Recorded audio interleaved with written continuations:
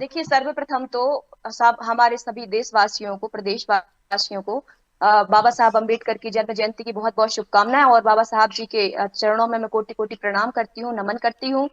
देखिए, सबसे पहले तो ये है कि बाबा साहब अम्बेडकर कोई अकेले दलितों के नेता नहीं है। तो सबसे पहले तो बीजेपी ये एजेंडा बनाना खत्म करे कि बाबा साहब केवल दलितों के नेता हैं। बाबा साहब ओबीसी, एससी, एसटी, जनरल पूरे देश के नेता है, हर धर्म के नेता हैं। क्योंकि बाबा साहब ने केवल किसी एक एक वर्ग के लिए काम नहीं किया, बल्कि समस्त वर्गों के लिए काम किया। दूसरी बात यह है कि बीजेपी अम्बेडकर जी को सिर्फ प्रतीक मानती है। जब जो संविधान, आरक्षण, समानता और सामाजिक न्याय के प्रतीक थे। परंतु कांग्रेस जो है बाबा साहब को एक विचार मानती है, जो समाज में उतारने का लगातार काम करती रही है। और आप कह रहे हैं कि हम लोगों ने बाबा साहब की उसको छुपाने का काम किया है। तो बाबा साहब के नाम पे यूनिवर्सिटियां किसने खोली? बाबा साहब के नाम पर योजनाएं किसने चलाई? बाबा साहब के 14 अप्रैल का जो अम्बेडकर जयंती मनाने का किया था, वो किसने किया था? 26 नवंबर को संविधान दिवस मनाने का काम किसने किया था?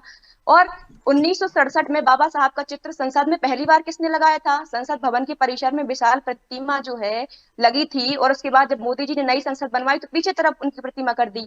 तो ये इस तरीके से पहली बात तो ये है कि बाबा साहब की जो नीतियां थी, शिक्षा, आरक्षण, तो लगातार भारतीय जनता पार्टी, जो आप कह रहे हैं कि किस तरीके से संविधान को कमजोर करना चाह रही है बीजेपी, तो यही तो सबसे बड़ी बात है कि बीजेपी शिक्षा नीति को कमजोर कर रही है।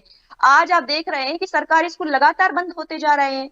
आरक्षण पर गाहे बगाहे इनके नेताओं की बातें आ जाती हैं सामने कि हम आरक्षण खत्म करेंगे, 400 सीटें आ जाएंगी। आपके जो राजस्थान के किरोड़ी लाल मीणा थे, आपके मंत्री थे, उन्होंने कहा था कि 400 सीटें आ जाएंगी, हम